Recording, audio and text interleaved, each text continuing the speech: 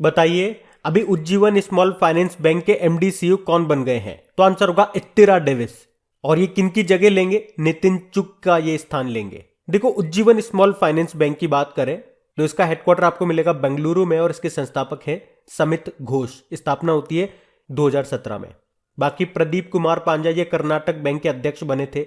बलदेव प्रकाश Jammu Kashmir bank के MD CEO बने थे और हितेंद्र दवे एचएसबीसी इंडिया के सीईओ बने थे।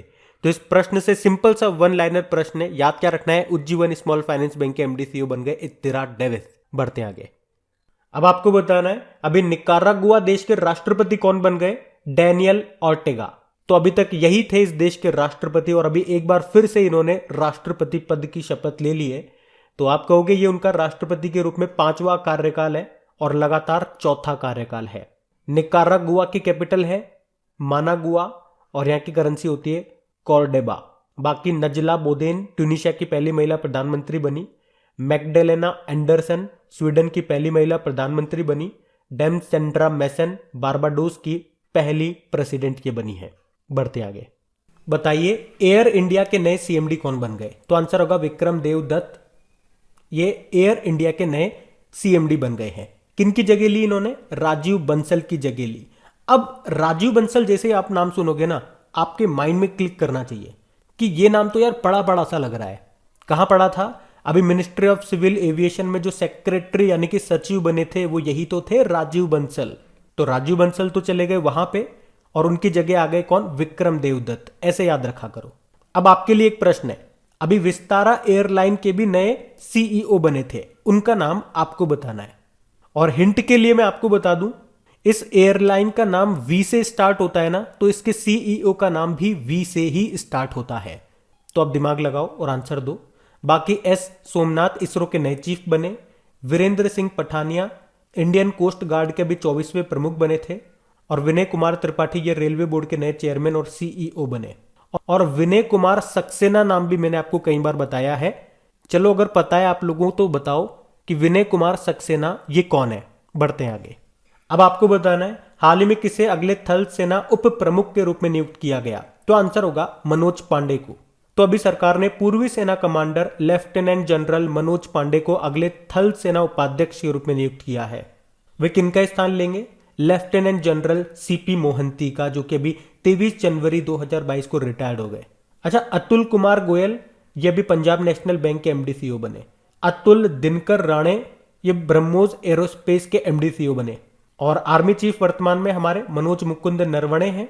और आर्मी डे हम 15 जनवरी को मनाते हैं। उसी तरह से एयर चीफ मार्शल विवेक राम चौधरी हैं, एयरफोर्स डे 8 अक्टूबर को मनाते हैं।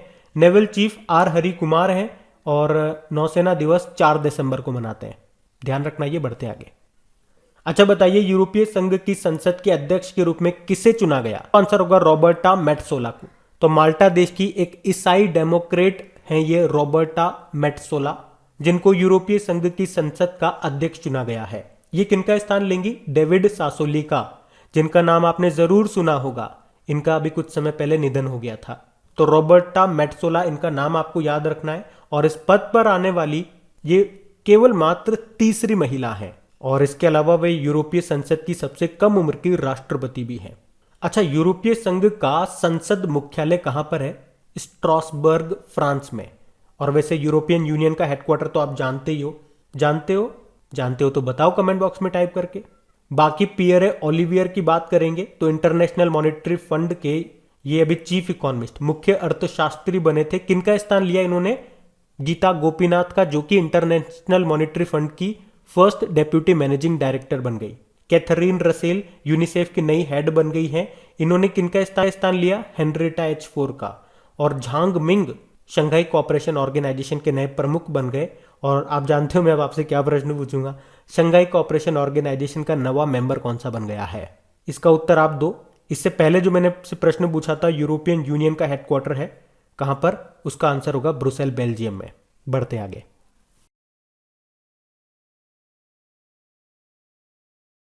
फिर बताइए भारत का पहला हेली हब ये किस शहर में स्थापित किया जाएगा? तो आंसर होगा गुरुग्राम में। तो हरियाणा के जो डेप्यूटी मुख्यमंत्री हैं दुष्यंत चौटाला, अभी उन्होंने घोषणा की है कि गुरुग्राम को सभी विमानन सुविधाओं के साथ भारत का पहला हेली हब मिलेगा। तो हेली हब ये भारत में अपनी तरह का पहला ऐसा होगा जिसमें हेलीकॉप्टरों के लिए एक ही स्थान पर सभी सुविधाएं होंगी। और गुरुग्राम में आपको हेडक्वार्टर मिलेगा किसका? इंटरनेशनल सोलर अलायंस का। और भारत का पहला ग्रेन एटीएम ये भी कहां पे स्थापित किया गया? गुरुग्राम में ही। अच्छा बताओ, भारत का पहला जेंडर पार्क कहां पे बनाया जा रहा है? तो आंसर होगा केरल में। और भारत का पहला मेडिकल डिवाइस पार्क ये भी आपको मिलेगा केरल में। और भारत का पहला एथेनॉल प्लांट की स्थापना ये कहां पे की जाएगी? छत्तीसगढ़ में। देश का पहला चंदन संग्रहालय कहां पे बना? कर्नाटक में। देश का पहला टायर पार्क कहां पे बन रहा है? तो आंसर होगा पश्चिम बंगाल में। देश का पहला सैंड ड्यून पार्क कहां पे स्थापित किया गया? तो आंसर होगा गोवा में। और पूर्वोत्तर भारत का पहला जिंजर प्रोसेसिंग प्लांट, अदरक प्रसंस्करण प्लांट, ये स्थापित किया गया मेघालय में। और अगर पूछे पूर्वोत्तर भारत का पहला गाय अस्पताल कहां पे बना? असम में, असम के डिब्रूगढ़ में। तो ये आप याद रखना, बढ़ते हैं आगे। चलिए, बड़ा इंपॉर्टेंट प्रश्न है। क्या है प्रश्न? कि अमेरिकी सिक्के पर दिखाई देने वाली पहली अश्वेत महिला कौन है? तो आंसर होगा माया एंजेलो। माया एंजेलो ये पहली अश्वेत महिला है जिनका फोटो अमेरिकी सिक्के पर लगाया गया है। और अगर आपसे प्रश्न पूछा जाए एग्जाम में कि इनका फोटो किस पक्षी के साथ लगाया गया है, तो आंसर होगा बाज। और सिक्के की दूसरी साइड में अमेरिका के पहले राष्ट्रपति जॉर्ज वॉशिंगटन का फोटो है, यह भी ध्यान रखना। माया एंजेलो की बात करेंगे तो ये एक साहित्यकार थी और अब ये अमेरिकी सिक्के पर दिखाई देने वाली पहली अश्वेत महिला बन गई है। एक नाम और याद रखो, शेली राइड, ये अंतरिक्ष में जाने वाली पहली महिला है। तो इनका भी फोटो सिक्के के ऊपर लगाया गया है। अच्छा, कुछ प्रश्न मैं आपसे पूछूंगा, बताना आप। बताओ, पहले अश्वेत अमेरिकी विदेश मंत्री कौन थे जिनका भी निधन हो गया, इसलिए इनका नाम न्यूज में है? तो आंसर होगा कॉलिन पावेल। और पूछे अमेरिका की पहली अश्वेत महिला उपराष्ट्रपति का नाम क्या है? कमला हैरिस है। और माउंट एवरेस्ट पर चढ़ने वाली पहली अश्वेत महिला कौन थी? तो इनका नाम है सराय खुमेलो, ये साउथ अफ्रीका की थी। अच्छा, ऑस्कर जीतने वाले पहले अश्वेत अभिनेता का भी निधन हो गया था, उनका नाम क्या है? सिडनी पॉइटियर, ये यूएसए के ही थे, ध्यान रखना ये। अब एक प्रश्न मैं आपसे पूछ के जा रहा हूं, बताओ अभी किस टेनिस प्लेयर के सम्मान में स्विट्जरलैंड सरकार ने एक सिक्का लॉन्च किया था? उनका फोटो है उस सिक्के पे, उसका नाम बताना है, मतलब उनका नाम बताना है, उस टेनिस प्लेयर का नाम बताना है। हम बढ़ते हैं आगे। फिर बताइए, अभी गिनीज बुक वर्ल्ड रिकॉर्ड्स के द्वारा किस कछुए को दुनिया का सबसे उम्रदराज जीवित स्थलीय जीव घोषित किया गया? तो आंसर होगा जोनाथन को। जोनाथन नाम के इस कछुए की उम्र कितनी है पता है? 190 साल है। और इस प्रकार ये पृथ्वी का सबसे उम्रदराज जीवित स्थलीय जीव बन गया है। कहां पे मिला ये? एक्चुअली में इसका जन्म तो हुआ था 1832 में हिंद महासागर में। वर्तमान में ये कहां पर है? सेंट हेलेना द्वीप पर है। और ये द्वीप आपको मिलेगा अटलांटिक महासागर में। तो ये नाम आपको याद रखना है, जोनाथन। और कछुए से 2 प्रश्न मैंने आपको और याद करवाए थे डेली करंट अफेयर्स वाले वीडियो में। अभी मैं आपसे पूछूंगा, आपको आंसर करना है। विश्व कछुआ दिवस कब मनाया जाता है? और कछुआ संरक्षण में किसने बेहलर कछुआ संरक्षण पुरस्कार जीता था? तो याद रखना, विश्व कछुआ दिवस तो हमने 23 मई को मनाया। और कछुआ संरक्षण में पूछा जाए बेहलर कछुआ संरक्षण पुरस्कार किसने जीता था? तो शैलेंद्र सिंह ने। और अभी हम लोगों ने पढ़ा था भारत के सबसे पुराने भालू का वन विहार राष्ट्र उद्यान में निधन हो गया, उसका नाम क्या था? गुलाबो। उसके अलावा उड़ीसा में ही नंदन कानन जूलॉजिकल पार्क, जहां देश की पहली इकलौती बनमानुष थी, उसका भी निधन हो गया, उसका नाम था बिन्नी। और बिन्नी से ही मैंने याद करवाया था बन्नी। भारत की पहली टेस्ट ट्यूब भैंस का नाम है बन्नी। और अभी उसने एक बछड़े को भी जन्म दिया था, कहां पे? गुजरात में। और एनिमल से रिलेटेड 3 डे आपको याद रखने हैं। विश्व पशु दिवस यानी कि वर्ल्ड एनिमल डे 4 अक्टूबर को होता है। और विश्व कृषि पशु दिवस यानी कि world day for farmed animals, ये होता है 2 अक्टूबर को। जबकि विश्व प्रयोगशाला पशु दिवस ये होता है 24 अप्रैल को। और भारत का पहला सरकार संचालित पशु एम्बुलेंस नेटवर्क कहां पे स्थापित किया गया? आंध्र प्रदेश में। ये भी ध्यान रखना, बढ़ते आगे। अच्छा बताइए, हाल ही में भारत का पहला सैनिटरी नैपकिन फ्री गांव कौन सा बनेगा? तो आंसर होगा कुंभलांगी गांव। तो कुंभलांगी ये देश का पहला सैनिटरी नैपकिन मुक्त गांव बन गया है। ये कहां पर है? ये केरल के एर्नाकुलम जिले में स्थित है। और ये एर्नाकुलम क्षेत्र में लागू की जा रही अवलकाई अभियान का हिस्सा है, जिसके तहत 18 साल या उससे ज्यादा उम्र की महिलाओं को मेंस्ट्रुअल कप बांटे जा रहे हैं। और आपको बता दूं, केरल की जो राज्यपाल है उन्होंने इस कुंभलंगी गांव को एक आदर्श गांव भी घोषित किया है। और देखो, गांव से आपको याद आएगा, पहला बालिका पंचायत ये शुरू हुई थी गुजरात के कुनरिया गांव में। अभी ODF प्लस गांव के मामले में टॉप पे कौन सा राज्य रहा था, मतलब जहां पे सबसे ज्यादा ODF प्लस गांव है, तो आंसर होगा तेलंगाना। और 100% टीकाकरण वाला यानी कि दोनों डोज लगाने वाला पहला गांव कौन सा बना, जम्मू कश्मीर का वयान गांव। और हाँ, आगे बढ़ने से पहले मैं आप सभी लोगों को एक सूचना दे दूं कि आप जो भी वीडियो देखते होंगे, डेली करंट अफेयर्स वाला, वीकली वाला या मंथली वाला, आपको पता है उनकी क्विज और उनकी PDF आपको अपनी क्रेक एग्जाम एप्लीकेशन पे मिल जाती है। लेकिन अब से आप टॉपिक वाइज क्विज भी वहां पे सॉल्व कर पाओगे। टॉपिक वाइज मतलब जैसे कि अपॉइंटमेंट्स हो गए, अवार्ड्स हो गए, ऑबिचरी सेक्शन हो गया, जैसे कि निधन वाले प्रश्न बन गए, या भारत में जो भी या दुनिया में जो भी पहली बार हुआ, जो भी पहली बार महिलाएं चर्चा में रही, स्पोर्ट्स वाले क्वेश्चंस हो गए। मतलब इस तरह से कैटेगराइज कर दिया हमने टॉपिक वाइज करके और उन पे क्विज बना दिए। किसी भी एक टॉपिक को खोलोगे तो उसी से संबंधित आपको सारे क्वेश्चन मिलेंगे जो भी करंट अफेयर्स में रहे थे। उसके अलावा स्टेट वाइज भी हमने स्टार्ट किया है, लेकिन अभी उसमें इतने क्वेश्चन नहीं मिलेंगे आपको, क्योंकि 2022 से ही हमने स्टेट वाइज बनाना स्टार्ट किया। तो धीरे धीरे जैसे जैसे क्वेश्चन एक्यूमुलेट होते जाएंगे, इकट्ठे होते जाएंगे, आपको वहां पे मिलते जाएंगे। मतलब आपको इंतजार करने की जरूरत नहीं है कि महीना पूरा होगा उसके बाद आपको क्विज मिलेगी। जैसे कि 5 दिन हो गए, 5 दिन में जितने भी क्वेश्चन बने हैं उस टॉपिक से रिलेटेड वो क्वेश्चन आपको मिल जाएंगे। मान लीजिए अपॉइंटमेंट के 4 क्वेश्चन मिले तो 4 आपको मिल जाएंगे, अवार्ड्स के 6 क्वेश्चन मिल गए तो 6 आपको वहां मिल जाएंगे। तो अपनी आप क्रेक एग्जाम एप्लीकेशन को इंस्टॉल करके अपडेट रखना, अपडेट नहीं किया तो अपडेट कर लेना ताकि कोई दिक्कत ना आए। और क्विज लगाते रहना, डेली बेसिस पे क्विज लगाते रहो, चेक करते रहो हर सेक्शन को। मुश्किल से 2 सेकंड लगते हैं किसी भी सेक्शन को ओपन करने में। देख लो कोई नया क्वेश्चन ऐड हुआ है तो उस बहाने जो पुराने वाले क्वेश्चन है वो भी आपके रिवाइज हो जाएंगे, रिकॉल हो जाएंगे। बहुत अच्छा तरीका है। मान लो आज एक अपॉइंटमेंट का या एक अवार्ड का कोई भी आपने एक सेक्शन खोल लिया, मान लो अवार्ड वाला सेक्शन खोल लिया, उसमें एक नया क्वेश्चन ऐड हुआ है। अब उस नए क्वेश्चन को अटेम्प्ट करने के लिए आपको पुराने वाले क्वेश्चन को भी सॉल्व करना पड़ेगा। तो उससे क्या होगा, वो नुकसान नहीं है, वो रिवीजन हो रहा है आपका। आप सोच रहे हो आप तो उस एक ही क्वेश्चन को कर रहे हो, लेकिन आप उन पीछे वालों का रिवीजन भी कर रहे हो। ये बहुत अच्छा इनिशिएटिव है। बस रेगुलरिटी अपनी बनाए रखना और क्विज सॉल्व करते रहना। जिस तरह से सुबह नहीं होता, मॉर्निंग में उठते ब्रश करना होता है, नहाना होता है, ये आपकी आदत में आ चुका है।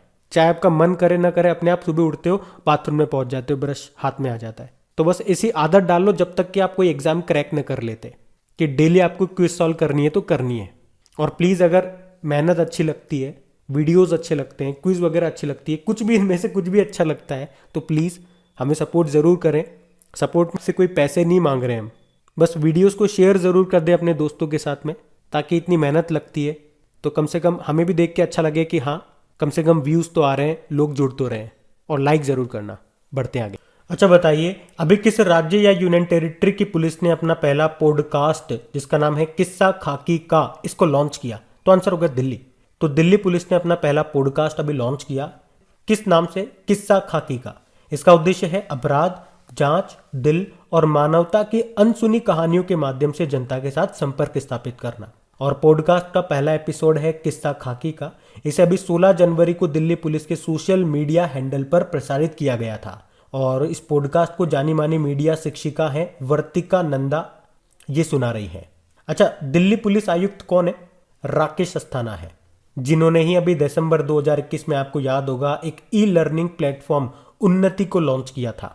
अच्छा बताओ, अभी IPF स्मार्ट पुलिसिंग इंडेक्स 2021 जारी हुआ था, उसमें टॉप पे किस राज्य की पुलिस थी? आंध्र प्रदेश।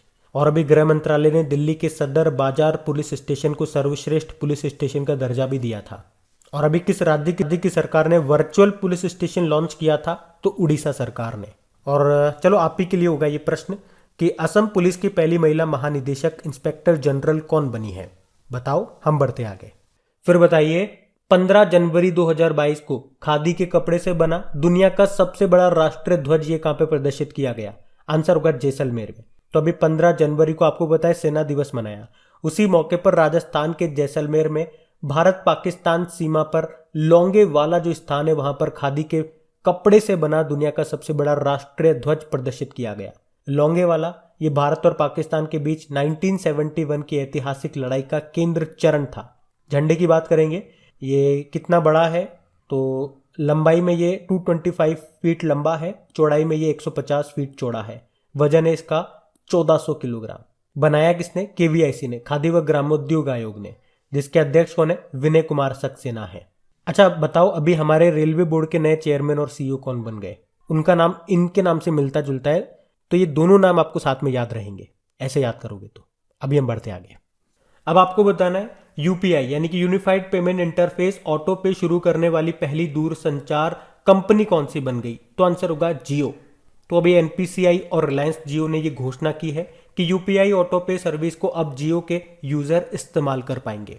मतलब इसमें होगा क्या, जैसा कि नाम से क्लियर है, जब आप यूपीआई ऑटो पे को यूज करोगे तो आपके जैसे कि मोबाइल बिल हो गए, बिजली के बिल हो गए, अगर आपकी कोई ईएमआई जाती है वो हो गई, या ऐसा कोई भी पेमेंट जो आपको बार बार एक पर्टिकुलर टाइम के बाद करना होता है, जैसे कि एक उदाहरण लेते हैं हम, हर महीने आपको मोबाइल को रिचार्ज करना होता है, तो अब आपको वो डेट याद रखने की जरूरत नहीं है कि कब आपका महीना पूरा होगा, क्योंकि इस फीचर में ये होगा जैसे ही महीना पूरा होगा, इस यूपीआई ऑटो पे फीचर की मदद से आपका रिचार्ज अपने आप हो जाएगा।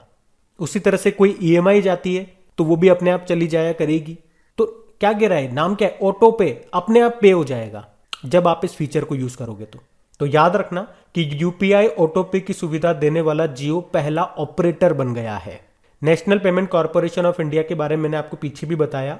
इसकी स्थापना कब होती है, 2008 में। मुंबई में हेडक्वार्टर है और इसके एमडी सीईओ दिलीप असबे हैं। याद रखना, बढ़ते आगे। अच्छा बताइए, अभी किस देश ने पहली बार यातायात के लिए अपना इन्फिनिटी ब्रिज खोल दिया, तो आंसर होगा यूनाइटेड अरब अमीरात। इन्फिनिटी ब्रिज क्यों कहा जा रहा है इसे, आप इसे इमेज में देखिए, इसका जो डिजाइन है ये गणित के इन्फिनिटी के जैसा है। इसमें 6 लेन है, पैदल चलने वालों के लिए भी है और साइकिल चलाने वालों के लिए भी है। इसकी लंबाई है 300 मीटर की, चौड़ाई में बात करोगे तो 22 मीटर चौड़ा है ये। तो ये जो पुल है ये डीश और बर दुबई के बीच बनाया गया है। अच्छा, 2-3 प्रश्न मैं आपसे पूछूंगा, आपको ही उनके उत्तर देने हैं।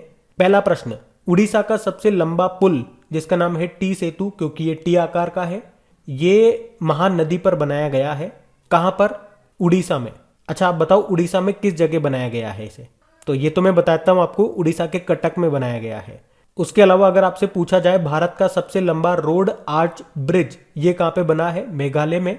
मेघालय के पूर्वी खासी हिल्स जिले में, जिसका नाम दिया है वाहय ब्रिज। अब आपको बताना है भारतीय रेलवे दुनिया का सबसे ऊंचा पुल बना रहा है, कहां पे बना रहा है। इसकी ऊंचाई 141 मीटर और ये लंबा है 703 मीटर लंबा। बताओ कहां पे बना रहा है।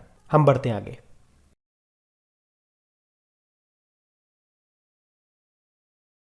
अच्छा बताइए, AISCD इसका मतलब हो गया the All India Sports of the Deaf, यानी कि बधिरों की अखिल भारतीय खेल परिषद।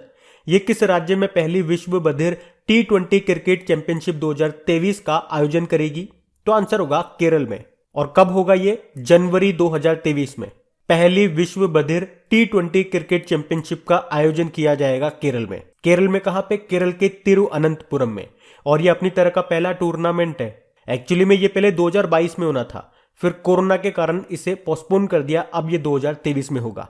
अच्छा अगर आपसे पूछा जाए, अभी दिसंबर 2021 की बात है, राष्ट्रीय नेत्रहीन क्रिकेट टूर्नामेंट को किसने जीता था, आंध्र प्रदेश ने जीता था कर्नाटक को हरा करके, और ये हुआ था नई दिल्ली के अरुण जेटली क्रिकेट स्टेडियम में। और 2023 में आपके जो आईसीसी मेंस वर्ल्ड कप होंगे वो कहां पे होंगे, भारत में होंगे। अच्छा अभी विश्व की पहली टेस्ट चैंपियनशिप को किसने जीता था, न्यूजीलैंड ने। और अभी विजय हजारे ट्रॉफी 2021-22 का संस्करण किसने जीता था, हिमाचल प्रदेश ने तमिलनाडु को हरा के।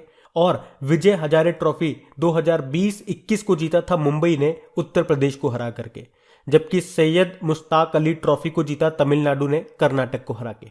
बढ़ते आगे। अब आपको बताना है अभी किसने योनेक्स सनराइज इंडिया ओपन में पुरुष एकल का खिताब जीता, तो आंसर होगा लक्ष्य सेन ने। तो भारतीय बैडमिंटन प्लेयर है लक्ष्य सेन, और इन्होंने योनेक्स सनराइज इंडिया ओपन 2022 में मेन सिंगल टाइटल जीत करके अपना पहला सुपर 500 खिताब हासिल कर लिया है। इसमें इन्होंने सिंगापुर के वर्ल्ड चैंपियन लोह कीन यू को हराया है। ये योनेक्स इंडिया ओपन एक वार्षिक बैडमिंटन प्रतियोगिता है जो 2008 से भारत में आयोजित की जा रही है। बाकी देखो, किदाम्बी श्रीकांत मैंने आपको बताया BWF वर्ल्ड चैंपियनशिप में सिल्वर मेडल जीतने वाले पहले भारतीय बने थे। नंदू नाटेकर इंपॉर्टेंट नाम है। 1956 की बात है जब अंतरराष्ट्रीय खिताब जीतने वाले ये पहले भारतीय बने थे, महान भारतीय बैडमिंटन प्लेयर नंदू नाटेकर, लेकिन अभी इनका निधन हो गया।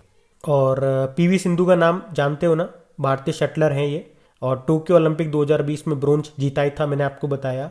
उसके अलावा बैडमिंटन वर्ल्ड फेडरेशन एथलीट आयोग के सदस्य के रूप में भी इनको नियुक्त किया गया था। और अगर आपसे पूछे कि 2022 में दुनिया की नंबर 1 जूनियर बैडमिंटन प्लेयर कौन बन गई, तस्नीम मीर बन गई। मोस्ट इंपॉर्टेंट नाम है, देखना प्रश्न छपेगा ये एग्जाम में। ये गुजरात से है। बाकी बैडमिंटन वर्ल्ड फेडरेशन का हेडक्वार्टर आपको याद ही हो गया होगा अब तो, कुआलालंपुर मलेशिया में। चलो अब मैं 2 प्रश्न आपसे नए वाले पूछूंगा। बहुत कर लिया रिपीटेशन, अब कुछ नया हो जाए। उबेर कप और थॉमस कप, इनका संबंध किस खेल से है? हाँ, इतने तो वैसे आप चालाक हो ही सही, बता ही दोगे। बैडमिंटन वाले में पूछ रहा हूं तो इसका आंसर बैडमिंटन तो होगा। चलो बताओ, उबेर कप को किसने जीता था और थॉमस कप को किसने जीता था? ये प्रश्न रहेगा अब आपके लिए। हम बढ़ते हैं आगे। अच्छा बताओ, अभी हाल ही में महिला एशिया कप में किसे भारतीय महिला हॉकी टीम का कप्तान बनाया गया? तो आंसर होगा सविता पूनिया को। तो गोलकीपर है वैसे तो ये सविता पूनिया, और ओमान की कैपिटल जो मस्कट है वहां पे होने वाली है महिला एशिया कप, जहां पे भारतीय टीम का ये नेतृत्व करेगी। इनको कप्तान बना दिया गया क्योंकि आप जानते हो वैसे तो हमारी भारतीय महिला हॉकी टीम की कप्तान कौन है? रानी रामपाल है, लेकिन उन्हें चोट लग गई है। उसी कारण से उनकी जगह ली है इन्होंने, जो इस टूर्नामेंट में हमारी टीम का नेतृत्व करेंगी। और ये टूर्नामेंट कब से कब तक चल रहा है? 21 से 28 जनवरी तक। अच्छा, अगर आपसे पूछा जाए 11वीं hockey India junior national championship, इसको किसने जीता, किसको हरा करके? तो उत्तर प्रदेश ने जीता, चंडीगढ़ को हरा करके। और junior men's hockey world cup हुआ था आपके उड़ीसा के कलिंगा स्टेडियम में, उसको जीता था अर्जेंटीना ने जर्मनी को हरा करके। और जर्मनी को ही हरा करके हमने टोक्यो ओलंपिक 2020 में ब्रोंज मेडल जीता था हमारी भारतीय पुरुष हॉकी टीम ने। तो ये ध्यान रखना, बढ़ते आगे। अच्छा बताइए, बिग बैश लीग में खेलने वाले पहले भारतीय पुरुष क्रिकेटर कौन बन गए? तो आंसर होगा उन्मुक्त चंद। तो अंडर 19 वर्ल्ड कप 2012 के विजेता कप्तान उन्मुक्त चंद ये बिग बैश लीग में खेलने वाले पहले भारतीय पुरुष क्रिकेटर बन गए हैं, इसलिए इनका नाम आपको ध्यान रखना है। उन्होंने अपना पहला big bash league match Hobart hurricanes के खिलाफ खेला। अच्छा, इसी तरह से अगर मैं आपसे पूछूं कि बिग बैश लीग में शतक लगाने वाली पहली भारतीय महिला कौन बनी थी, तो आंसर होगा स्मृति मंधाना। अच्छा, स्मृति मंधाना नाम से अभी आपको याद होगा ICC women's T20 international team of the year की एकमात्र भारतीय सदस्य बनी थी ये, तो ये ध्यान रखना, बढ़ते आगे। अच्छा बताइए, नवी महिला राष्ट्रीय आइस हॉकी चैंपियनशिप 2022 ये कहां पे शुरू हुई? तो आंसर होगा हिमाचल प्रदेश में। तो हिमाचल प्रदेश में कहा? हिमाचल प्रदेश के काजा में नवी national women ice hockey championship शुरू हुई और प्रदेश में पहली बार राष्ट्रीय स्तर पर इस आइस हॉकी प्रतियोगिता का आयोजन किया गया। अच्छा, 2021 में पिछले साल जो नेशनल आइस हॉकी चैंपियनशिप हुई थी, जो कि उसका 10वां एडिशन था, कहां पे हुआ था? जम्मू कश्मीर के गुलमर्ग में, जिसको जीता था आईटीबीपी ने लद्दाख को हरा करके। अच्छा, अब एक प्रश्न मैं आपसे पूछूंगा, हॉकी से रिलेटेड है वो। अभी जो टोक्यो ओलंपिक 2020 हुए थे उसमें भारतीय पुरुष हॉकी टीम ने कौन सा मेडल जीता था और किस टीम को हरा करके जीता था? बताइए, हम बढ़ते हैं आगे। अच्छा बताइए, कौन सा देश एएफसी महिला फुटबॉल एशियाई कप 2022 की मेजबानी कर रहा है? तो आंसर होगा भारत। और ये हुआ कब?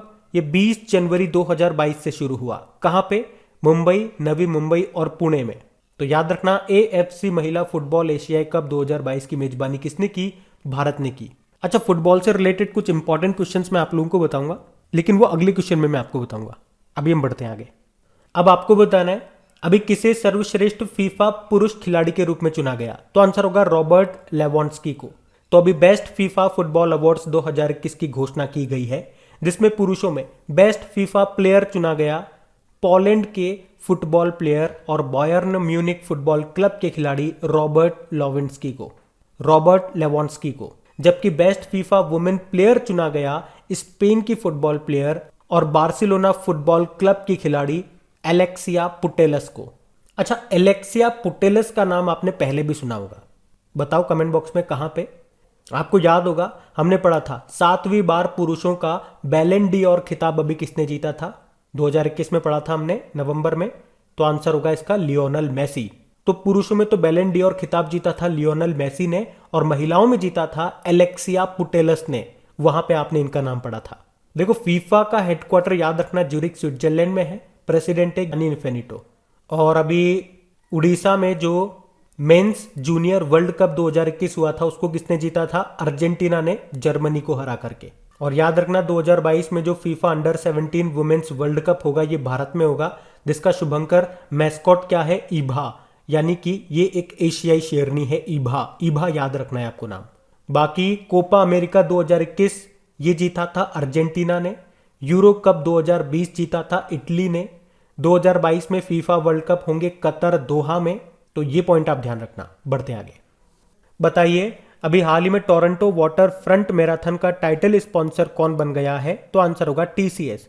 तो भारत की सबसे बड़ी आईटी फर्म टीसीएस ने नवंबर 2026 तक टोरंटो वाटर फ्रंट मैराथन और वर्चुअल रेस का नया टाइटल स्पॉन्सर और टेक्नोलॉजी पार्टनर बनने के लिए कनाडा रनिंग सीरीज के साथ समझौता किया है।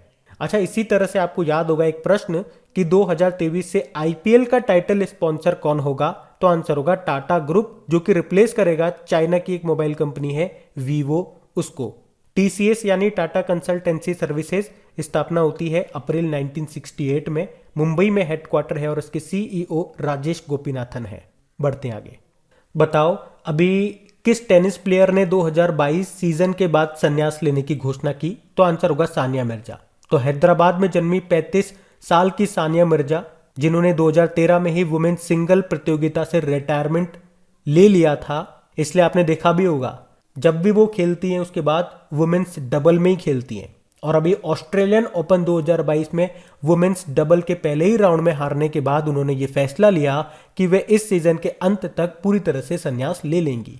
अभी तक आपको बता दूं कि उन्होंने वुमेन डबल और मिक्स्ड डबल को मिला करके टोटल 6 ग्रैंड स्लैम जीते हैं और 2005 में WTA सिंगल्स खिताब जीतने वाली वो पहली भारतीय महिला भी बनी थी। अच्छा, टेनिस से एक महिला का नाम आपको और याद रखना है। अभी फोर्ब्स के अनुसार सबसे ज्यादा कमाई करने वाली महिला एथलीट कौन बनी थी? एक टेनिस प्लेयर ही बनी थी। चलो उनका नाम मैं आप ही से पूछूंगा, नाम बताओ उनका और वो किस देश की हैं ये भी बताओ। बढ़ते आगे। अब आपको बताना है एक दिवसीय मैचों में सबसे ज्यादा रन बनाने वाले भारतीय क्रिकेटर कौन बन गए? तो आंसर होगा विराट कोहली। तो अभी विराट कोहली सचिन तेंदुलकर को पीछे छोड़कर विदेशों में एक दिवसीय अंतरराष्ट्रीय में सबसे ज्यादा रन बनाने वाले भारतीय खिलाड़ी बन गए हैं। और विराट कोहली ने यह उपलब्धि साउथ अफ्रीका के खिलाफ पहले वनडे में हासिल की है। वैसे आपको बता दूं श्रीलंका के जो कुमार संगाकारा है वो वनडे में सबसे ज्यादा रन बनाने वाले खिलाड़ी हैं। अभी विराट कोहली से आपको याद होगा भारतीय टेस्ट क्रिकेट टीम की कप्तानी भी इन्होंने छोड़ दी है, ये भी ध्यान रखना।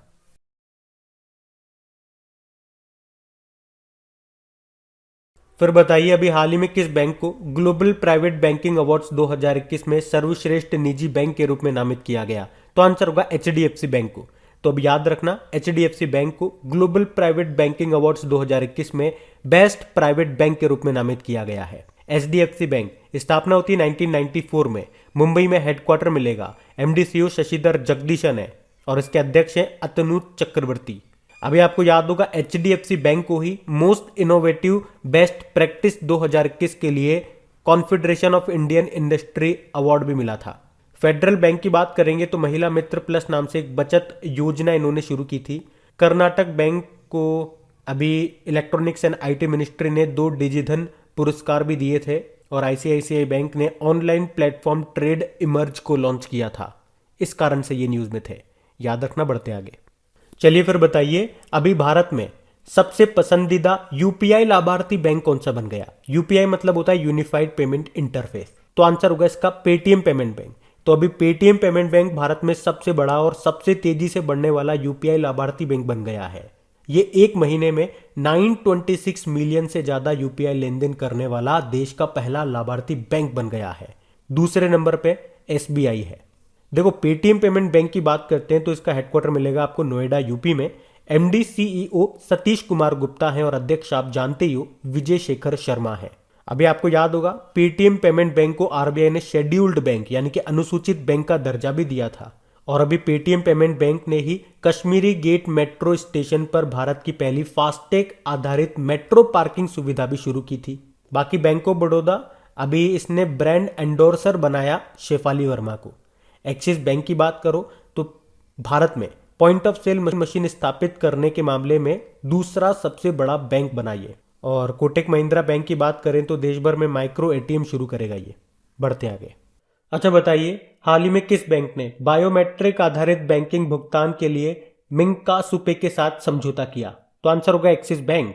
तो उपयोगकर्ता का नाम, पासवर्ड और ओटीपी की आवश्यकता के बिना फिंगरप्रिंट या फेस आईडी का उपयोग करके मर्चेंट एप्लीकेशन में बायोमेट्रिक आधारित बैंकिंग भुगतान के लिए अभी एक्सिस बैंक ने मिंकासुपे के साथ समझौता किया है।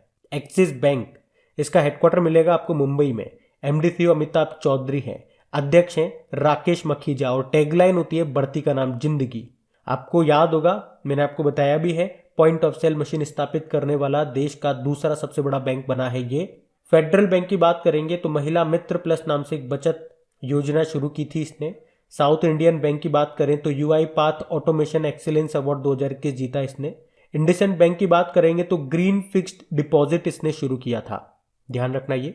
और देखिए ऑप्शन आपको लगेगा कि ये तो अभी हमने पढ़ाई था, तो अपने करंट अफेयर्स की यही खास बात होती है कि हम इतनी बार रिवीजन कर लेंगे कि वीडियो में आपको काफी चीजें लर्न हो जाएगी। और रिवीजन से डरा मत करो, रिवीजन जितना हो ना उतना अच्छा है। मैं नहीं कराऊंगा तो आपको खुद को तो करना ही पड़ेगा, क्योंकि revision is the key of success. आपके सफल होने के पीछे रिवीजन का ही सबसे बड़ा हाथ है। अब वो रिवीजन चाहे मैं कराऊं चाहे आप खुद करो, करना तो पड़ेगा। तो जितना बार रिपीटेशन होता है या सेम चीजें मैं बार बार रिपीट कर देता हूं तो उससे घबराना मत। अगर पहली बार वीडियोस देख रहे होंगे, मैं उनके लिए बोल रहा हूं जो काफी टाइम से हमारे साथ जुड़े हुए, उनको तो पता ही है। इसके लिए तो हमने एक कंप्लीट रिवीजन सीरीज ही चला रखी है, आपको पता है मॉर्निंग में वीडियो अपलोड होता है उसका। चलिए अभी बढ़ते हैं आगे। अच्छा बताइए, अभी हाल ही में सीधे भुगतान पेज पर भुगतान करने के लिए भारत बिल पे ने जनवरी 2022 में क्लिक पे लॉन्च करने के लिए किसके साथ समझौता किया? तो आंसर होगा मोबीक्विक। तो अभी फिनटेक फर्म है मोबीक्विक, इसने अपने ग्राहकों के लिए क्लिक पे लॉन्च करने के लिए एनपीसीआई भारत बिल पे के साथ समझौता किया। ये क्लिक पे क्या है? ये एक 2 स्टेप पेमेंट फीचर है। मतलब जो विक्रेता है, जो सेलर है, वो बिल पे मैसेज यानी कि भुगतान के संदेश के साथ एक यूनिक पेमेंट लिंक जनरेट करेंगे और इसे ग्राहक को भेज देंगे।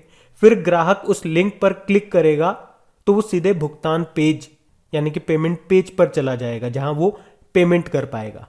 मोबीक्विक की बात करेंगे, इसका हेडक्वार्टर है गुरुग्राम में। इसके सीईओ विपिन प्रीत सिंह है। अच्छा, एनपीसीआई यानी कि national payment corporation of India, अभी आपको याद होगा एनपीसीआई ने घर घर बिल भुगतान सेवा शुरू करने के लिए इंडिया पोस्ट पेमेंट बैंक के साथ भी समझौता किया था।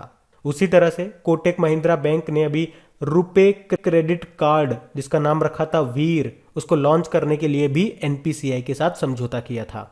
ध्यान रखना ये। बढ़ते आगे।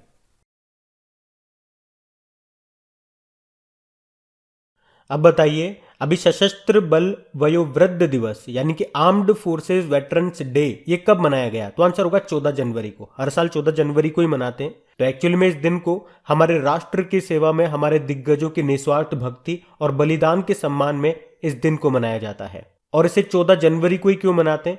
क्योंकि 14 जनवरी 1953 को हमारे पहले commander in chief field marshal KM Cariappa retired हुए थे, इसीलिए। तो एक लाइन में याद रखोगे, आर्म्ड फोर्स वेटरन्स डे कब मनाया जाता है? 14 जनवरी को। बढ़ते आगे। अच्छा बताइए, हाल ही में भारतीय सेना दिवस ये कब मनाया गया? तो आंसर होगा 15 जनवरी को। तो इस बार हमने कौन से नंबर का? 74th नंबर का सेना दिवस मनाया। और ये दिन लेफ्टिनेंट जनरल KM करियप्पा के भारतीय सेना के पहले कमांडर इन चीफ के रूप में कार्यभार संभालने के उपलक्ष्य में मनाया जाता है। उन्होंने 1949 में ब्रिटेन के जनरल फ्रांसिस बूचर को रिप्लेस किया था, जो कि भारत के अंतिम ब्रिटिश कमांडर इन चीफ थे। वैसे अगर आपसे पूछे हमारे वर्तमान में आर्मी चीफ कौन है, मनोज मुकुंद नरवणे हैं और आर्मी डे हो गया 15 जनवरी। उसी तरह से एयर चीफ मार्शल कौन है? विवेक राम चौधरी हैं। और एयरफोर्स डे कब मनाते हैं? 8 अक्टूबर को। और नेवल चीफ है R हरि कुमार और नेवल डे मनाया जाता है नौसेना दिवस 4 दिसंबर को। ये ध्यान रखना। आप बढ़ते आगे। अच्छा बताइए, गणतंत्र दिवस समारोह अब से हर साल कब से मनाया जाएगा? 23 जनवरी से। तो गणतंत्र दिवस समारोह अब से याद रखना, हर साल 24 की जगह हम 23 जनवरी से मनाएंगे। क्यों? क्योंकि आपको पता है 23 जनवरी को सुभाष चंद्र बोस जी की जयंती होती है। तो गणतंत्र दिवस समारोह में उनकी जयंती को शामिल करने के लिए ऐसा किया जाएगा। और वैसे आप जानते हो 23 जनवरी को हम कौन सा दिवस मनाते हैं? पराक्रम दिवस के रूप में मनाते हैं। और इसी तरह आपको याद होगा सरकार ने 14 अगस्त को यानी कि हमारे स्वतंत्रता के एक दिन पहले 14 अगस्त को विभाजन की भयावहता की स्मृति दिवस के रूप में मनाने का निर्णय लिया था। अब 2 प्रश्नों का जवाब आप लोग दोगे। वीर बाल दिवस कब मनाएंगे और महामारी की तैयारी का अंतर्राष्ट्रीय दिवस कब मनाया जाएगा? बढ़ते आगे। अच्छा फिर बताइए, हाल ही में राष्ट्रीय स्टार्टअप दिवस ये कब मनाया गया? तो आंसर होगा 16 जनवरी को। तो अभी प्रधानमंत्री नरेंद्र मोदी जी ने घोषणा की है कि अब से 16 जनवरी को राष्ट्रीय स्टार्टअप दिवस के रूप में मनाया जाएगा। उन्होंने स्टार्टअप को नए भारत की रीढ़ और स्वतंत्रता के 100वें वर्ष तक देश के आर्थिक विकास को गति देने वाला इंजन बताया है। उन्होंने ये भी बताया कि वर्तमान दशक को भारत का टेकेड कहा जा रहा है। अच्छा, स्टार्टअप से एक योजना आपको याद आएगी, स्टार्टअप योजना जो कि शुरू हुई थी 16 जनवरी 2016 को। अभी अगर पूछा जाए देश में पहली बार स्टार्टअप इंडिया नवाचार सप्ताह यानी कि इनोवेशन वीक, ये इसका आयोजन कब किया गया? 10 से लेकर 16 जनवरी तक। याद रखना क्योंकि ये देश में पहली बार हुआ। और इलेक्ट्रॉनिक्स एंड आईटी मिनिस्ट्री ने स्टार्टअप्स को बढ़ावा देने के लिए कौन सा पोर्टल लॉन्च किया था, बता सकते हो? समृद्ध पोर्टल। तो ये भी ध्यान रखना, बढ़ते आगे। अब आपको बताना है एनडीआरएफ ने अभी 19 जनवरी 2022 को अपना कौन सा स्थापना दिवस मनाया? 17th। एनडीआरएफ यानी कि नेशनल डिजास्टर रेस्पॉन्स फोर्स। तो 2022 में याद रखना एनडीआरएफ ने अपना 17वां स्थापना दिवस मनाया है। और देश के अलग अलग हिस्सों में एनडीआरएफ की कितनी बटालियन स्थित है? तो 12। और एनडीआरएफ के डायरेक्टर जनरल का नाम क्या है? अतुल करवाल है। उसी तरह से बीएसएफ के डायरेक्टर जनरल ये भी नए बने थे। अब जो मैं आपको सारे नाम बता रहा हूं ये भी नए अपॉइंटेड है, ध्यान से सुनना। बीएसएफ के बॉर्डर सिक्योरिटी फोर्स के नए डायरेक्टर जनरल बने Pankaj Kumar Singh. ITBP Indo Tibetan border police force, इसके बने थे संजय अरोड़ा। और इनके पास एडिशनल चार्जेस अतिरिक्त प्रभार है सशस्त्र सीमा बल का। सीआईएसएफ, इसके बने थे शील वर्धन सिंह। सीआरपीएफ, इसके बने थे कुलदीप सिंह। और एनएसजी यानी कि नेशनल सिक्योरिटी गार्ड के बने थे एमए गणपति। ये ध्यान रखना, बढ़ते आगे।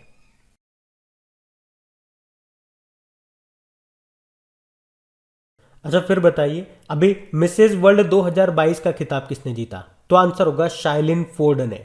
तो अमेरिका की शाइलिन फोर्ड है ये जिन्होंने मिसेज वर्ल्ड 2022 का खिताब जीत लिया है। अच्छा, यहां से एक और अच्छा प्रश्न बनता है।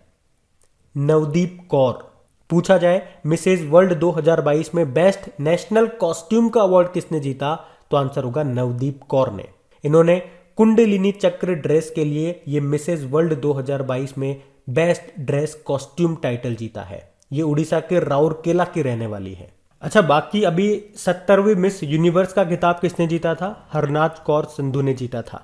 बाकी श्रुति सितारा मिस ट्रांस ग्लोबल यूनिवर्स 2021 का खिताब जीतने वाली पहली भारतीय बनी थी।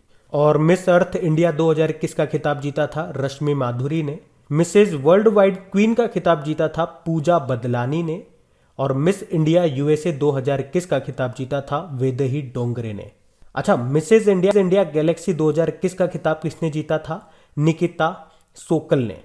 तो ये नाम भी ध्यान रखना, पड़ते आगे।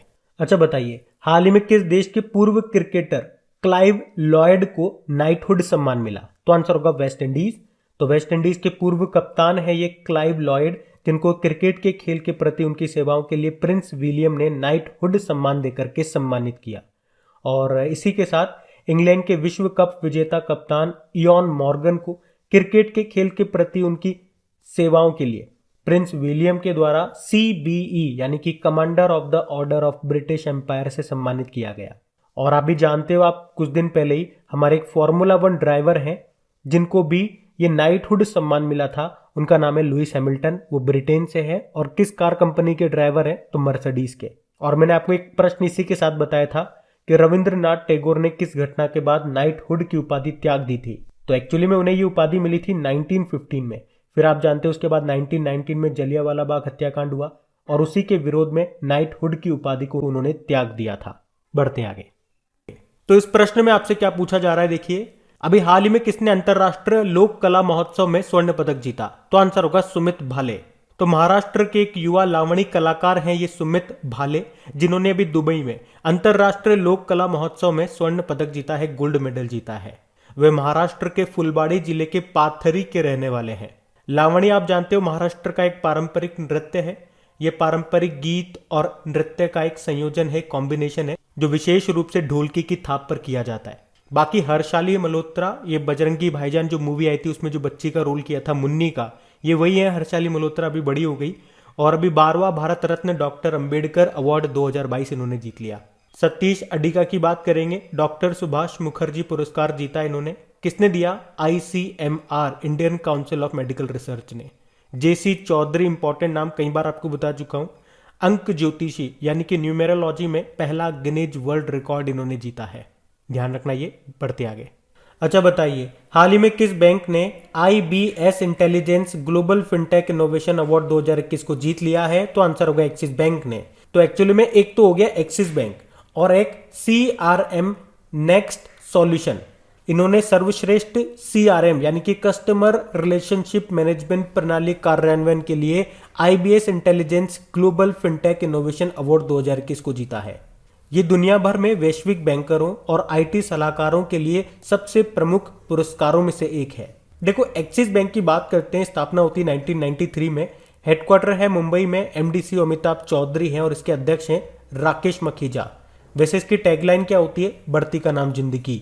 और आपको याद होगा, देश में पॉइंट ऑफ सेल मशीन स्थापित करने वाला दूसरा सबसे बड़ा बैंक यही है, एक्सिस बैंक। अभी बायोमेट्रिक आधारित बैंकिंग भुगतान के लिए एक्सिस बैंक ने मिंकासुपे के साथ भी समझौता किया था। बाकी इंडिसेंट बैंक अभी ग्रीन फिक्स्ड डिपॉजिट शुरू किया है इसने। HDFC बैंक आपको याद होगा मोस्ट इनोवेटिव बेस्ट प्रैक्टिस 2021 के लिए कॉन्फेडरेशन ऑफ इंडियन इंडस्ट्री का अवार्ड जीता था।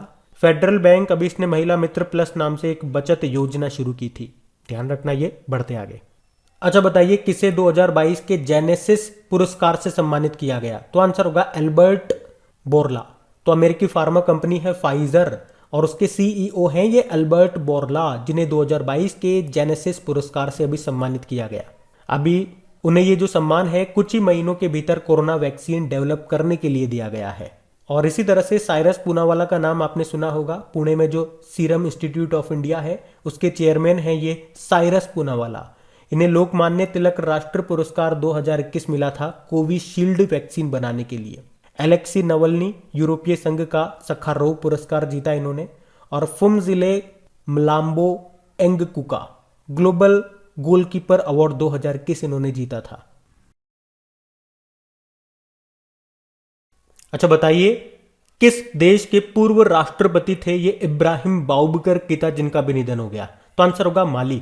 माली अफ्रीकी देश है और इसी के पूर्व राष्ट्रपति थे ये इब्राहिम बाउबकर कीता, जिनका भी निधन हो गया। इन्होंने सितंबर 2013 से 7 साल तक शासन किया था। इसके अलावा वो 1994 से 2000 तक देश के प्रधानमंत्री भी रहे थे, लेकिन अभी निधन हो गया इनका। माली की कैपिटल बमाको होती है, करेंसी है वेस्ट अफ्रीकन CFA फ्रैंक। और वर्तमान में इसके प्रेसिडेंट कौन है? आसिमी गोइटा। बढ़ते आगे। बड़ा इंपॉर्टेंट प्रश्न है कि जनवरी 2022 में प्रसिद्ध नर्तक पंडित बिरजू महाराज जी का निधन हो गया। वो किस शास्त्रीय नृत्य से संबंध रखते थे? तो आंसर होगा कथक। तो पंडित बिरजू महाराज, इनका जन्म हुआ था 4 फरवरी 1938 में। कहां पे? लखनऊ में। और ये पंडित जी या महाराज जी के नाम से मशहूर थे और इनका संबंध था कथक शास्त्रीय नृत्य से। कथक कहां का शास्त्रीय नृत्य है? तो उत्तर भारत का, नॉर्थ इंडिया का। और अगर आपसे पूछा जाए कि इन्हें हमारे देश का जो दूसरा सर्वोच्च नागरिक सम्मान है जिसे आप कहते हो पद्म विभूषण, वो कब मिला था? 1986 में। ये जो बिरजू महाराज थे ये कथक नर्तकों के महाराज परिवार के वंशज थे, जिनमें उनके 2 चाचा थे, शंभू महाराज और लच्छू महाराज, और एक उनके पिता थे जो इनके गुरु भी थे, उनका नाम था अच्चन महाराज। अच्छा बता दूं, 2021 में पिछले साल इनके जीवन पर एक बुक भी लिखी गई थी जिसका नाम था नृत्य सम्राट पंडित बिरजू महाराज। तो यहां से भी क्वेश्चन बन सकता है, देखो कि उस बुक को किसने लिखा था। तो उनके ही एक शिष्य थे नंद किशोर कपोटे, उन्होंने लिखा था। देखो ये नाम न्यूज में है तो इनसे रिलेटेड कुछ भी प्रश्न आपके एग्जाम में बन सकता है, तो सारे आपको फैक्ट्स पता होने चाहिए। शास्त्रीय नृत्य की जैसे कि यहाँ पे बात हो रही है, तो बताइए भारत में कितने शास्त्रीय नृत्य हैं? 8 हैं। एक मैंने बता दिया आपको, कथक उत्तर भारत का है। एक है कथकली, वो केरल का है। उसी तरह से मोहिनी अट्टम, ये भी है केरल का। भारत नाट्यम है तमिलनाडु का। ओडिसी तो उड़ीसा का है। मणिपुरी मणिपुर का है। कुचिपुड़ी है आंध्र प्रदेश का। और सतरिया यह असम का है। उसी तरह से कितनी शास्त्रीय भाषाएं हैं? तो आंसर होगा 6। तमिल, तेलुगु, मलयालम, कन्नड़, उड़िया और संस्कृत। तो ये मोस्ट इंपॉर्टेंट क्वेश्चन रहेगा। काफी सारी जानकारी मैंने आपको दी और सारी इंपॉर्टेंट है, याद रखना। बढ़ते हैं आगे। अच्छा बताइए, महान बंगाली कॉमिक्स कलाकार थे जिनका भी निधन हो गया, उनका नाम क्या है? नारायण देवनाथ। तो प्रसिद्ध बंगाली कॉमिक्स कलाकार, लेखक और चित्रकार थे तो प्रसिद्ध बंगाली कॉमिक्स कलाकार, लेखक और चित्रकार थे ये नारायण देवनाथ, जिनका भी निधन हो गया। और उन्होंने काफ़ी फेमस कॉमिक्स से लिखी है, जैसे कि हांडा भोंडा जो उन्होंने 1962 में लिखी थी, बंटुल द ग्रेट 1965 में लिखी थी, नॉन्टे फोंटे 1969 में लिखी थी। और ये मैंने जो आपको नाम बताया हांडा भोंडा, तो उनके पास इस हांडा भोंडा कॉमिक्स श्रृंखला के लिए एक व्यक्तिगत कलाकार के द्वारा सबसे लंबे समय तक चलने वाली कॉमिक्स का रिकॉर्ड भी रहा, जिसने लगातार 60 साल पूरे किए। और वैसे इनका नाम इसलिए भी इंपॉर्टेंट हो जाता है क्योंकि पिछले साल 2021 में इन्हें पद्म श्री सम्मान भी मिला था, तो ध्यान रखना। बढ़ते आगे। अगला प्रश्न है, हाल ही में सुपर मॉम के नाम से प्रसिद्ध किस बाघिन का निधन हो गया? तो आंसर होगा कॉलर वाली। तो भारत की सुपर मॉम बाघिन थी ये, जिसे कॉलर वाली के नाम से जाना जाता है, पर अभी वृद्धावस्था के कारण मध्य प्रदेश के पेंच टाइगर रिजर्व में इसका निधन हो गया।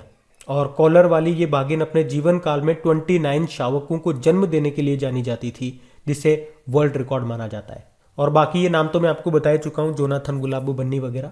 अगर आपको इनके बारे में जानकारी है तो कमेंट बॉक्स में टाइप करो। हम बढ़ते हैं आगे। बताइए, हरिपाल सिंह अहलूवालिया का निधन हो गया। वे क्या थे? पर्वतारोही थे। उन्हें 1965 में अर्जुन अवार्ड मिला, 1965 में ही पद्मश्री मिला, 2000 में पद्म भूषण मिला, और अभी लेटेस्ट 2009 में आजीवन उपलब्धि के लिए तेंजिंग नॉर्गे राष्ट्रीय साहसिक पुरस्कार भी मिला था। उनकी आत्मकथा भी आई थी जिसका नाम है हायर देन एवरेस्ट। इनका नाम था हरिपाल सिंह अहलूवालिया। निधन हो गया, याद रखना। बढ़ते आगे। बताइए, अभी प्रसिद्ध पर्यावरणविद और साइलेंट वैली बचाओ प्रचारक का निधन हो गया। उनका नाम क्या था? उनका नाम था प्रोफेसर M.K. प्रसाद। तो प्रसिद्ध पर्यावरणविद और साइलेंट वैली बचाओ के प्रचारक रहे प्रोफेसर M.K. प्रसाद का भी निधन हो गया। तो केरल के साइलेंट वैली में सदाबहार उष्ण कटिबंधीय वर्षा वनों को विनाश से बचाने के लिए ऐतिहासिक जमीनी स्तर के आंदोलन में से वो तो केरल के साइलेंट वैली में सदाबहार उष्ण कटिबंधीय वर्षा वनों को विनाश से बचाने के लिए ऐतिहासिक जमीनी स्तर के आंदोलन में वो एक प्रमुख व्यक्ति थे। उनका भी निधन हो गया। उन्होंने लोकप्रिय विज्ञान आंदोलन केरल शास्त्र साहित्य परिषद का भी नेतृत्व किया था। साइलेंट वैली नेशनल पार्क यह आपको केरल में मिलेगा। बढ़ते आगे।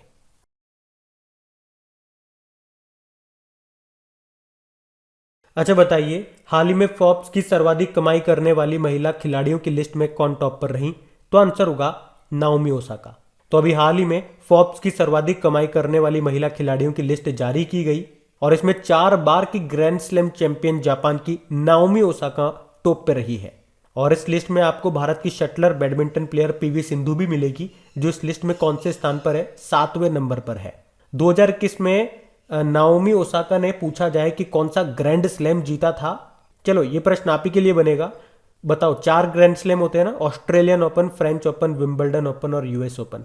तो नाओमी ओसाका जो कि जापान की टेनिस प्लेयर है, कौन सा वाला ग्रैंड स्लैम इन्होंने जीता था? बताइए। हम बढ़ते आगे। फिर आपको बताना है, अभी इनइक्विलिटी किल्स नाम की रिपोर्ट को किसने जारी किया था? ऑक्सफैम इंडिया ने। तो अभी ऑक्सफैम इंडिया ने ये इनइक्विलिटी किल्स नाम से एक रिपोर्ट को जारी किया था। तो ये रिपोर्ट क्या बताती है कि कैसे कुछ व्यक्तियों के पास धन जमा होता है और बाकी लोग कष्ट और गरीबी में रहते हैं। अभी कोविड-19 महामारी के बाद से दुनिया के 1% सबसे अमीर लोगों ने अपनी संपत्ति दोगुनी कर ली, जबकि 99% लोगों की आय कम हो गई, इनकम कम हो गई। तो असमानता यानी कि इनइक्वालिटी ये हर दिन कम से कम 21,000 लोगों की जान लेती है।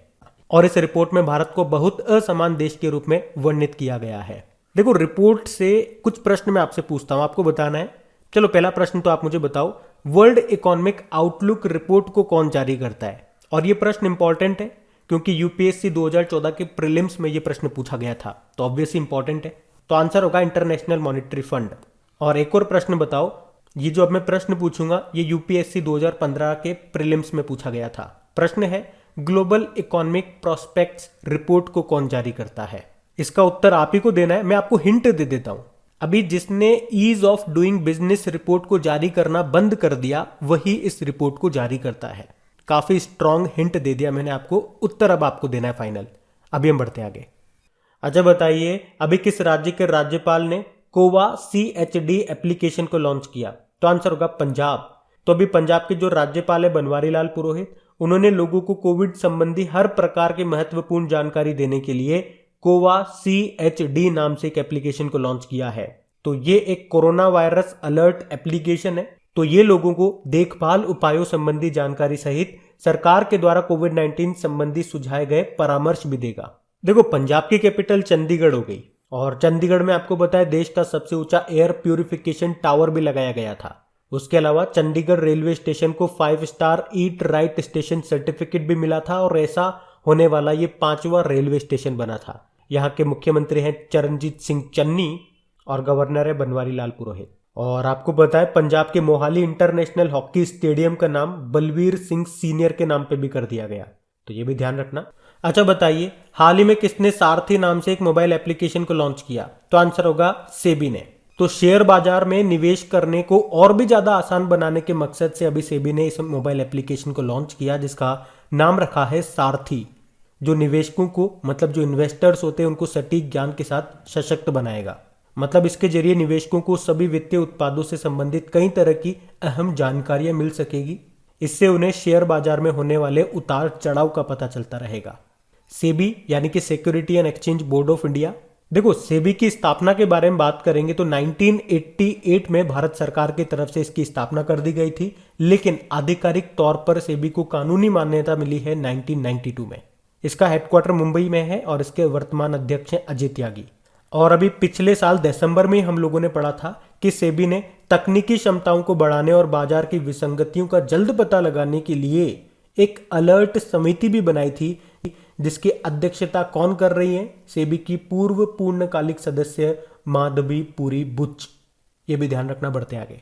अच्छा बताइए, कौन सा देश भारत से ब्रह्मोस क्रूज मिसाइलें खरीदेगा? तो आंसर होगा फिलीपींस। तो फिलीपींस अपनी नौसेना के लिए ब्रह्मोस क्रूज मिसाइल सिस्टम की खरीद का ऑर्डर देने वाला पहला विदेशी बैंक बन गया है।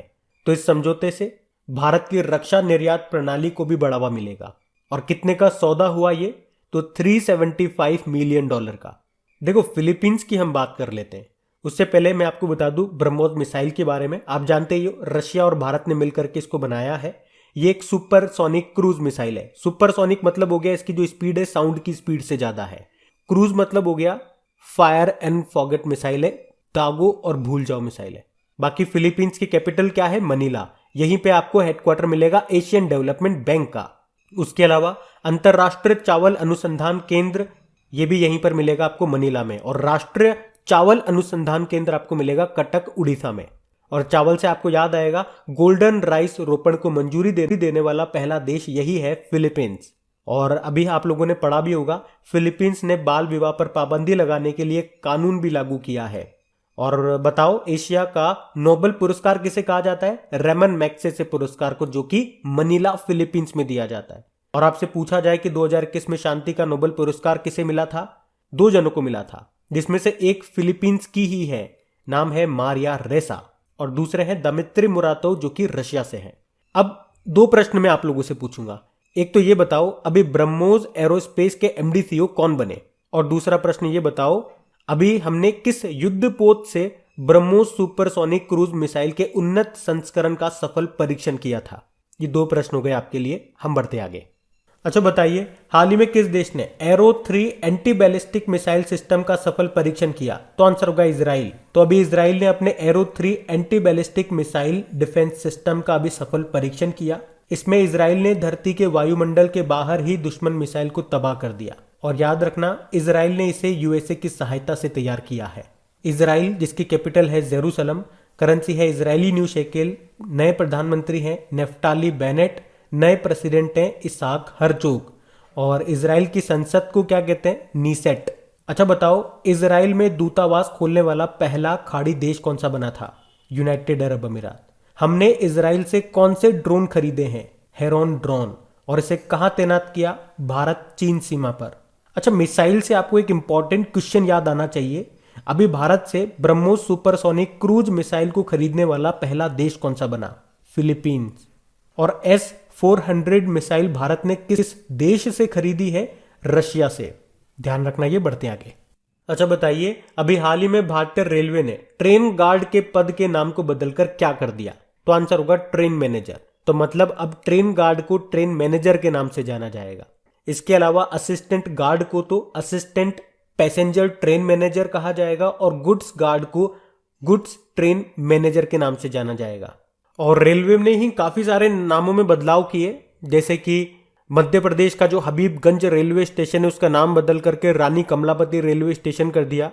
और याद रखना, भारतीय रेलवे हबीबगंज के बाद देश का दूसरा वर्ल्ड क्लास रेलवे स्टेशन बनाएगा राजस्थान के गांधीनगर रेलवे स्टेशन को। वर्ल्ड क्लास का मतलब हो गया यहाँ पे एयरपोर्ट जैसी सुविधाएं आपको मिलेंगी। अभी रेलवे ने ही अभी मध्य प्रदेश के पाताल पानी रेलवे स्टेशन का नाम बदल करके तात्या मामा रेलवे स्टेशन किया गया था। राजस्थान के जोधपुर में मियाँ का बाड़ा रेलवे स्टेशन का नाम बदलकर महेश नगर रेलवे स्टेशन किया गया। मध्य प्रदेश में भोपाल मेट्रो का नाम बदल करके भोज मेट्रो किया गया। हावड़ा कालका मेल ट्रेन का नाम बदलकर नेताजी एक्सप्रेस किया गया। कर्नाटक के हुबली रेलवे स्टेशन का नाम बदलकर श्री सिद्धरुद्र स्वामी जी के नाम पर रखा गया। हरियाणा के हिसार हवाई अड्डे का नाम बदलकर महाराजा अग्रसेन अंतरराष्ट्रीय हवाई अड्डा किया गया। तो ये कुछ लेटेस्ट आपके रेलवे से रिलेटेड नाम चेंज हुए, इनको याद रखना। बढ़ते आगे। फिर बताइए, अभी 2 दिवसीय कचाई लेमन फेस्टिवल का 18वां संस्करण कहां पे आयोजित किया गया? तो आंसर होगा मणिपुर में।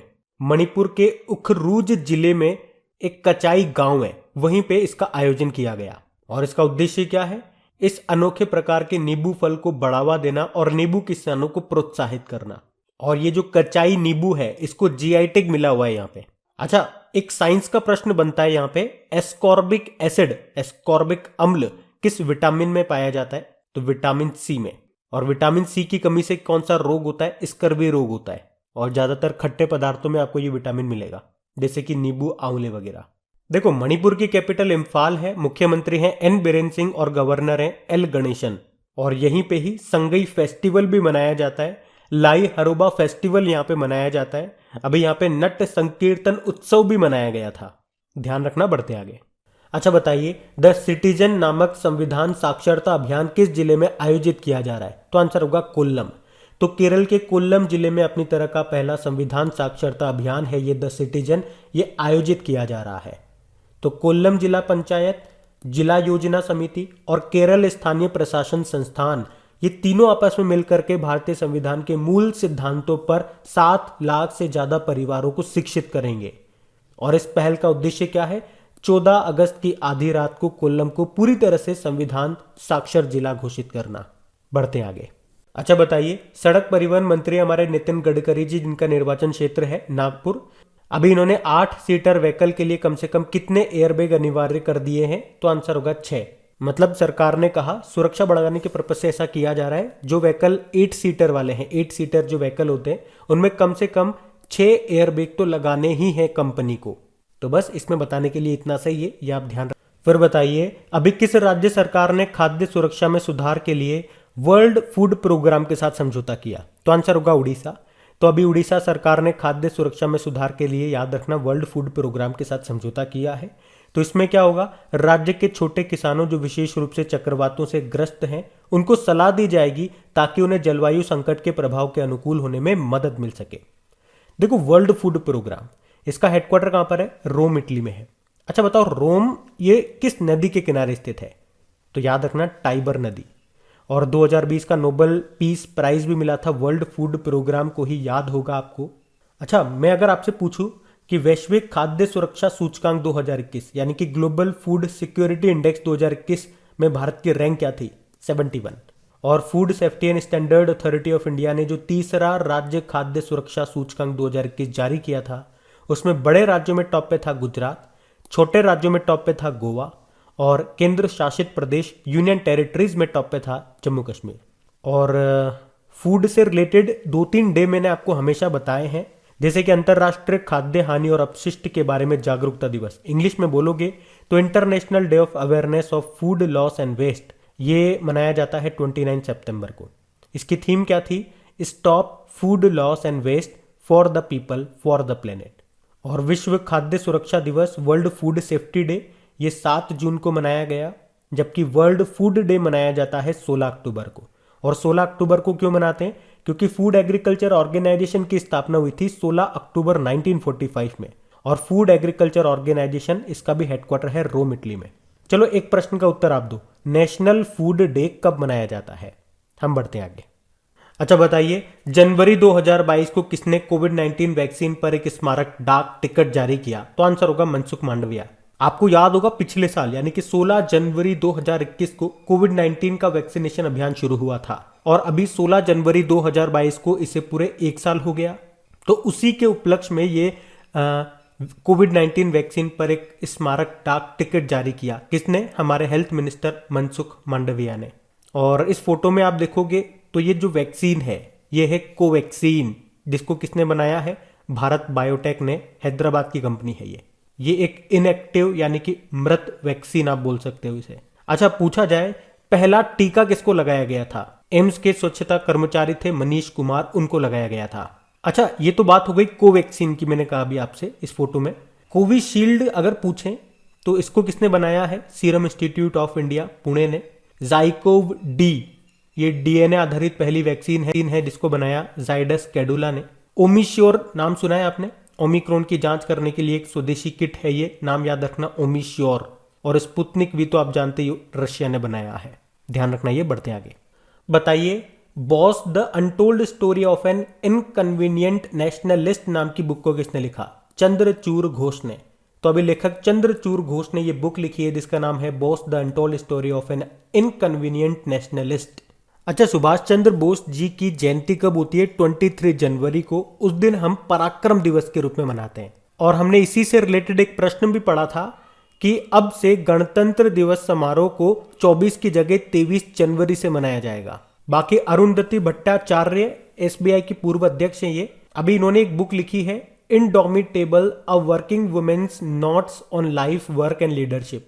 बाकी डॉक्टर थॉमस मैथ्यू अभी रतन टाटा जी की जीवनी लिखी है इन्होंने जिसका नाम है Ratan and Tata the authorised biography. और प्रभात कुमार ने पब्लिक सर्विस एथिक्स नाम की बुक को लिखा। ध्यान रखना, ये बढ़ते आगे। अच्छा बताइए, अभी केंद्रीय मंत्रिमंडल ने सफाई कर्मचारी आयोग का कार्यकाल कब तक बढ़ा दिया? तो आंसर होगा 2025 तक। तो अभी कैबिनेट ने सफाई कर्मचारी आयोग का कार्यकाल जो है ये 31 मार्च 2022 से 3 साल आगे बढ़ा दिया है, यानी कि 31 मार्च 2025 तक रहेगा। देखो, ये राष्ट्रीय सफाई कर्मचारी आयोग का जो गठन है वो कब हुआ था? 12 अगस्त 1994 को संसद की पारित अधिनियम के तहत इसका गठन हुआ था। और ये आयोग किस मंत्रालय के अंतर्गत काम करता है? तो सामाजिक न्याय व अधिकारिता मंत्रालय। और किसके कल्याण के लिए है ये आयोग? मतलब ये काम क्या करता है? तो सफाई कर्मचारियों के लिए सुविधाओं और अवसरों के लिए केंद्र सरकार को विशिष्ट कार्य योजना की सिफारिश करने का काम करता है। अच्छा, 2025 से और क्या क्या पॉइंट्स आप को रिलेट कर सकते हो? देखो, टीबी को खत्म करने का लक्ष्य 2025 है। अगर मैं आपसे पूछूं कि टीबी मुक्त होने वाला पहला केंद्र शासित प्रदेश यूनियन टेरिटरी कौन सा बना, तो आंसर होगा लक्षद्वीप। उसी तरह से याद रखना, साउथ कोरिया ये दुनिया का पहला 13वां शहर बना रहा है। कब तक का लक्ष्य रखा है? 2025 तक बना लेगा। और 2025 में एशियन यूथ पैरा गेम्स होंगे ताशकंद में, जो कि उज्बेकिस्तान की कैपिटल है। और अभी आपको याद होगा भारत सरकार ने भी स्टैंड अप इंडिया योजना को 2025 तक बढ़ाया है। ये जो योजना है इसको प्रधानमंत्री नरेंद्र मोदी ने शुरू किया था 5 अप्रैल 2016 को। किस लिए शुरू किया था? अनुसूचित जाति और जनजाति और महिलाओं को व्यापार करने के लिए ऋण देने की सुविधा के लिए इसको शुरू किया गया था। अब मेरे एक प्रश्न का उत्तर आप दे दो। प्रधानमंत्री आवास योजना ग्रामीण को अभी कब तक के लिए बढ़ा दिया गया? ऑप्शन आपको दे रहा हूं मैं, 2024, 2025 या 2026। उत्तर दो, अभी हम बढ़ते आगे।